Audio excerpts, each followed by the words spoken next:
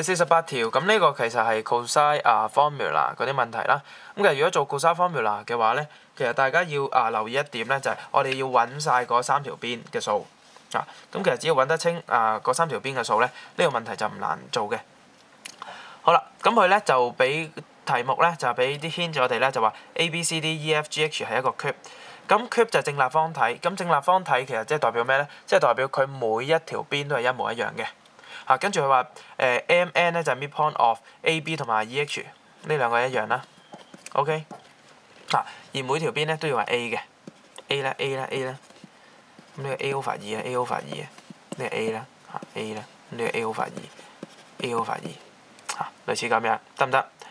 好啦，咁仲有一個 property 咧，就係咧 cube 嘅話咧，佢每一個 angle 咧都係90度㗎，90度、90度、90度、90度、90度、90度、90度、90度、90度、90度、90度，每一個角度都係90度嘅。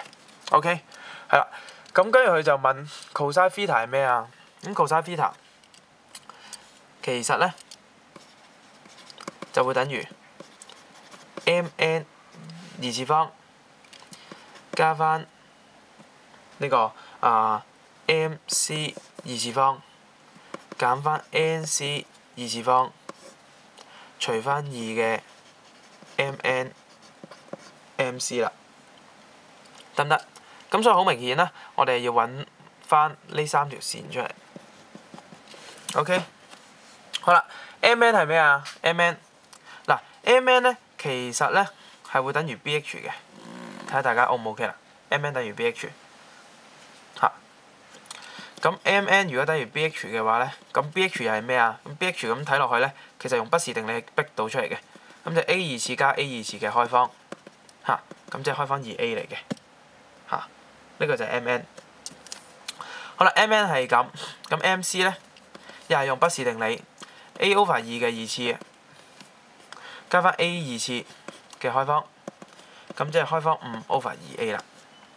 OK， 咁係 nc 係咩 ？nc 又係用不時定理咁就係 a over 2嘅二次方加 a 二次方啦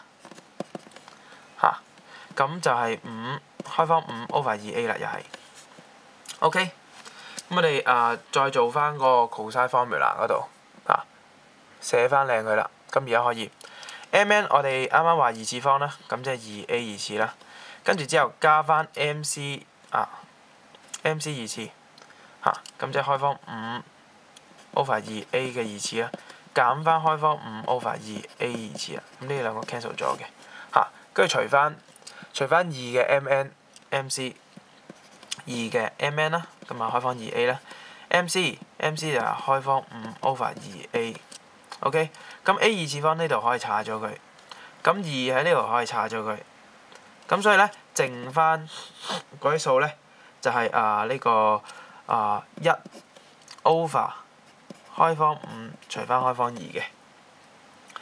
咁如果1 over 開方5除翻開方2咧，咁啊冇一個係答案嘅，咁所以咧我哋都係要調翻啲 term 啦。咁開方2 over 開方5啦，簡單嚟講咁你分子分母我哋都乘翻開方5俾佢。點解咧？因為我見 answer 4個 choice 咧個分母咧都係整數嚟嘅，咁所以我哋分子分母乘翻開方5俾佢啦。咁分母變成5啦，分子就變成開方10啦。我哋望翻，所以咧個答案咧就係 dot 啦。